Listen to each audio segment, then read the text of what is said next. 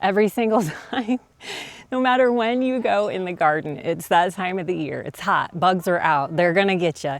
And I'm standing literally near 10, 15 plants that can help me with this problem. I'm gonna make some bug repellent that's healthy, that I don't have to put chemicals in my body or on my body from stuff in my garden. So let's get started.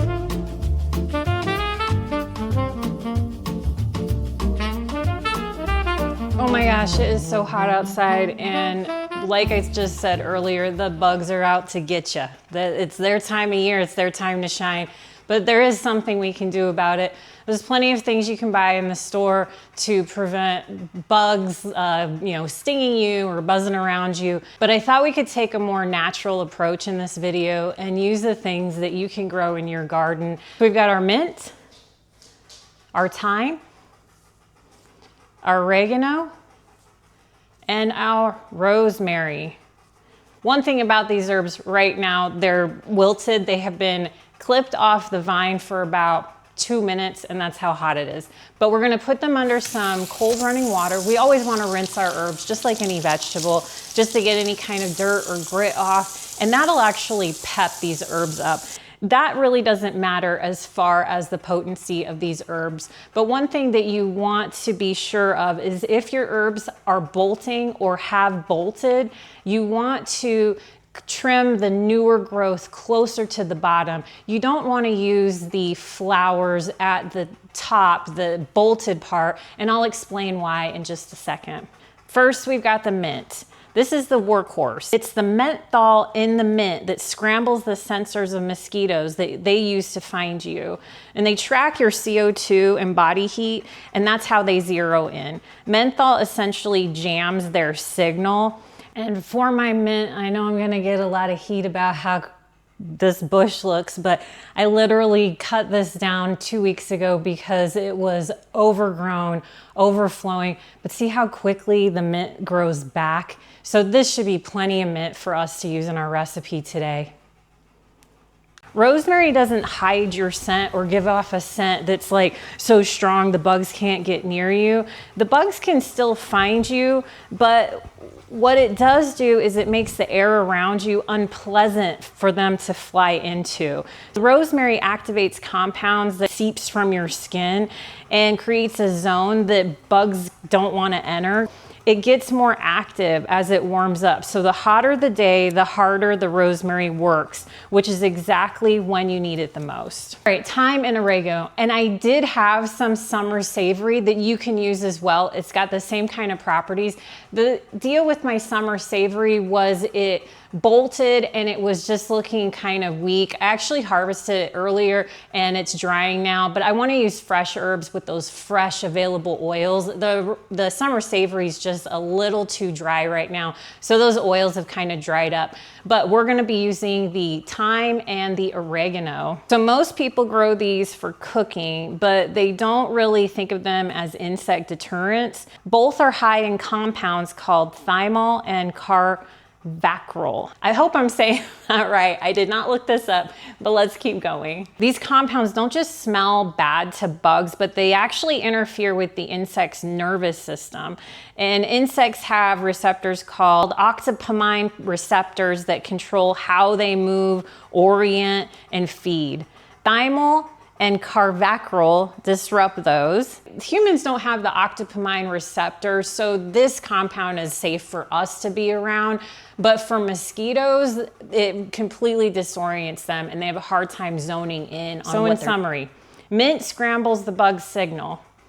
Rosemary is kind of like a barrier that the bugs really don't want to be around. And then oregano and thyme disorient the bugs. So with all of these herbs working together, you have a better chance of repelling insects than you do just using one herb. All right, because rosemary and the thyme have more woody stems, I'm actually gonna rip off the actual herb from the stem. With the mint and the oregano, the stems are more soft, so I can just muddle them as is.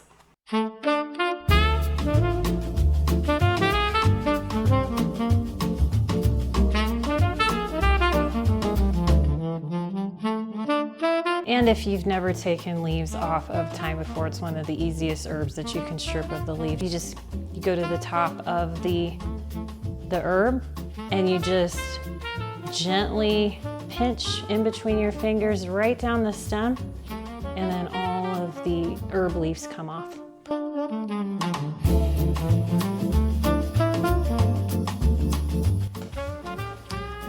And if you're watching this video and you hear some heavy breathing, Brian's in here just taking a quick break in the air conditioning before he goes out and continues his job on the farm.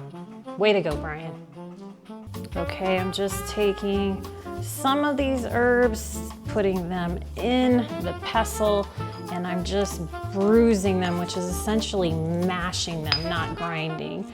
We're just trying to release the oils in here. Here's a pretty woody stem. We'll try to get that out of there. Perfect. I will say that you start to really smell their essence after about 15 seconds of doing this. And you want to bruise them for about 30 seconds to maybe a minute.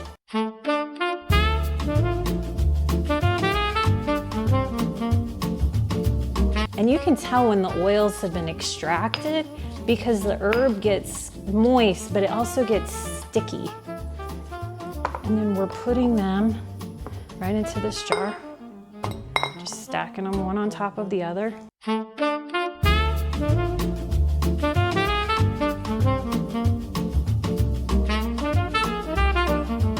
And using one of these pestle and mortar sets, it's such a fun way for getting your hands on the recipe. I mean, it's almost like, I mean, not quite, but to me it'd be like if you were eating food with your hands. There's just a different experience with it than chopping using that kind of utensil. You're really into this, so.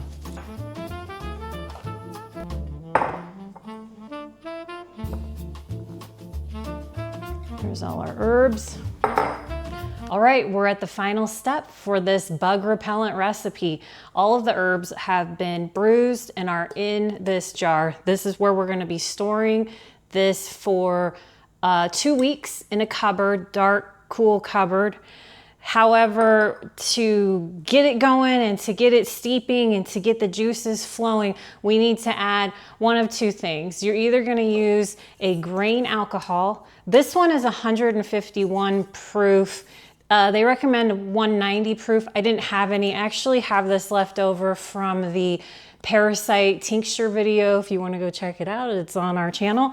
But I'm using the 151 proof. It's going to be easier on the skin, but when you use that stronger proof, it kind of extracts all of the necessary oils out a little bit better. But using about 3/4 cup of this, because I did put extra herbs in here, and I'll leave the ingredients in the description below for this recipe. The other thing you can use instead of Everclear or instead of grain alcohol is witch hazel. I didn't have any witch hazel on hand. If I didn't have the grain alcohol, I probably would have ran to the store and got some witch hazel, but that's even easier on your skin. So right now I'm just going to add the 3/4 cup of grain alcohol here. And then I'm going to mash it down.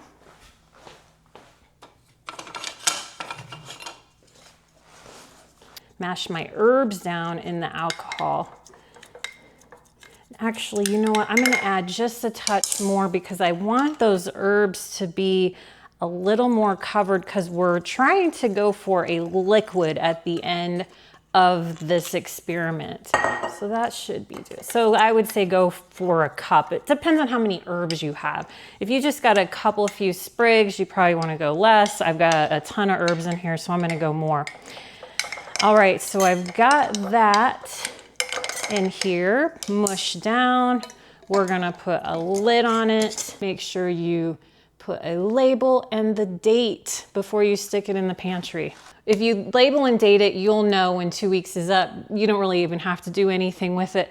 But I'm probably gonna open it maybe every few days and just kind of mash the herbs down. I don't think that's super necessary, but going in the cupboard, 2 weeks. So 2 weeks from the 11th, we will check it. So be back with you soon. Okay, it's been 2 weeks. I have left the jar of repellent in my pantry. I forgot to tell you guys to remember to shake it up probably every 2 or 3 days, just so that those mints and the alcohol can infuse with each other, make a nice even concoction, or whatever, however you want to call it. But I filtered it. I filtered all the chunks out, the chunks of mint and any herbs out of it. And now it's just this green juice that I put some in this spray bottle. I just found this in one of our cabinets, rinsed it out really good. And this is what I'm going to be using for application when I do. Now that we've strained all of the herbs out and we have this lovely green repellent juice, so we're gonna add a couple of things that helps make it not so harsh on your skin. And one of those is distilled water or spring water. I don't have any distilled, but distilled will probably last longer in the fridge, which is where you're eventually gonna be storing this concoction. This spring water is just as good, it's just not gonna keep as long. But the spring water will dilute the mixture, making it easier on your skin. I'm also gonna add some grapeseed oil. So because we have alcohol in this mix with the Everclear, even diluted with the water, it still dries your skin. So we want to not strip our skin when we apply it. It'll help soothe your skin when you mix it in, and it actually keeps the mixture from not evaporating on your skin after you've applied it. Then I'm going to add some lemongrass essential oil, which actually adds citronella, which is a proven repellent compound that the herbs that we put in don't provide on their own. It's kind of a booster on top of the herb infusion, and it brings a really nice smell. So it's not so astringent. It'll smell a little bit nicer. So let's go ahead and add those ingredients. Okay, so we've got 1 teaspoon of grapeseed oil. And then I've got 2 ounces of the spring water or distilled water. And then we're going to put about 10 or 15 drops of the lemongrass essential oil. Good. Use my little found spray bottle here.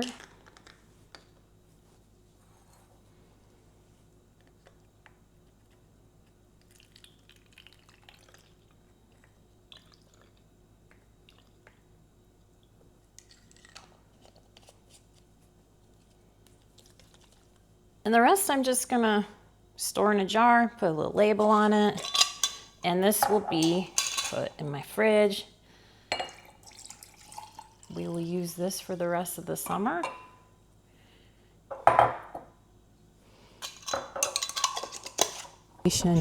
When I do use it, I'm just going to be spraying it on my hand and kind of rubbing it, you know, wherever you need it, like this.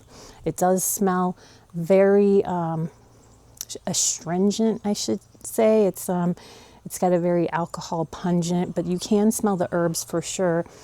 And it is still the middle of summer. You can't tell because I'm wearing a sweater. It is a freak day in the southeast. It's like 70 degrees. It's kind of chilly, but that's going to change. It's not going to stay like this forever. I'm sure in a couple days it'll be back up to 90. Everyone will be back in shorts and t-shirts and it'll be lovely. I also want to say that this is safe to apply to your pets. Now, because Stan keeps bees, he's never going to want to use this repellent when he goes out to treat the bees, just so that he's not disrupting anything that they're doing. I don't keep the bees, but he doesn't ever use that when he goes out to take care of his bees. So we are gonna test it out on Brian.